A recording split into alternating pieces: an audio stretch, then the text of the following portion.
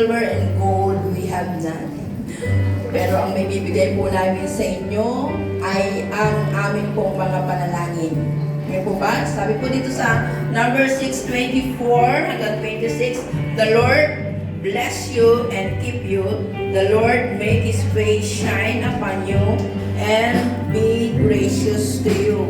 The Lord turn His face toward you and give you peace.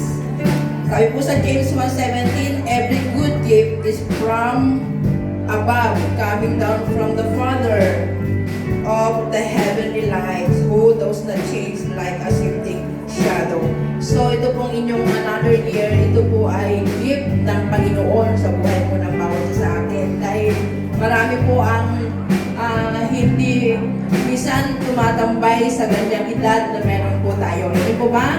Ating magpasalamat po natin sa ating Panginoon dahil every year na ibinibigay po ng Panginoon sa atin is another year, another opportunity ng paglilingkod po natin sa Panginoon. And lagi po natin pagpapasalamat ng buhay na meron tayo. Ito po'y galing sa ating Panginoon. Amen po ba? So, sa oras po ito, wala po kaming maibibigay na regalo sa bawat isa, kundi po yung aming pagmamahal at ang aming pong panalangin sa bawat isa po sa inyo.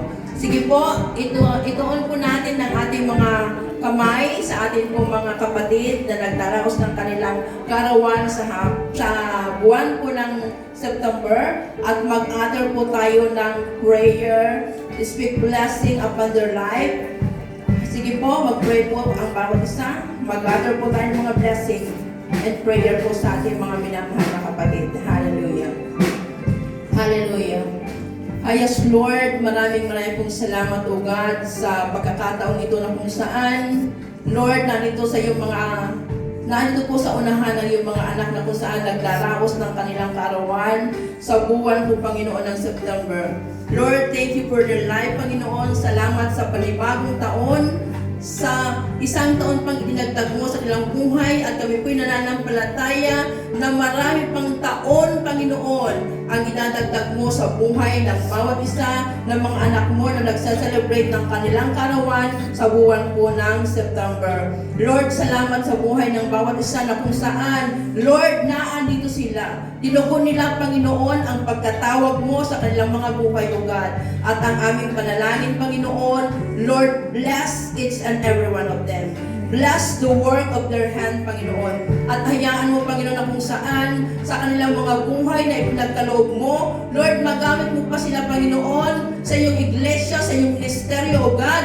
At patuloy, Panginoon, na kung saan ang buhay nila, Panginoon, ay maging, Panginoon, kalugod-lugod sa iyong harapan, O God, sa pagtugon nila ng pagkatawag mo sa kanilang mga buhay, O God.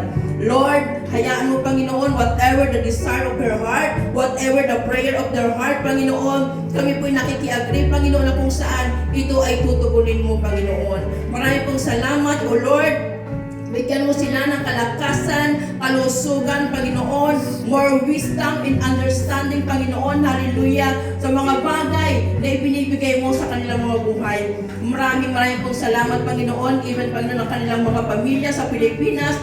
Bless them, Panginoon. At maraming pong salamat sapagkat alam namin, hallelujah, na sa bawat taon ng kanilang buhay, hindi mo sila iiwanan, hindi mo sila pababayaan, bagkus, Panginoon, ang pagpapala, ang susunod sa kanilang mga buhay, O God. Maraming pong salamat, Panginoon.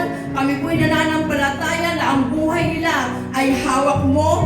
Hindi mo sila, Panginoon, hahayaan na mawala sa iyo na hanggang sa pagbabalik mo, Lord, matatag sila, malakas sila, Lord, ang kanilang mga physical na katawan ay walang sakit at karamdaman na madadatnan mo sila hanggang sa pagbabalik mo na kung saan naglilingkod sa iyo, O God. Maraming pong salamat sa kanilang mga buhay at even, Panginoon, sa mga anak mo na nakiagree sa panalangin. Patuloy mo rin, Panginoon, na pagpalain ang buhay ng bawat isa. Lord, salamat po sa iyo namin inihahabilin, Panginoon, ang buhay ng bawat isa. Thank you, Lord. Thank you, Jesus, sa iyo pang lahat ng papuri. Para nga lang po sa salamat sa pangalan ng aming Panginoong Jesus. Amen.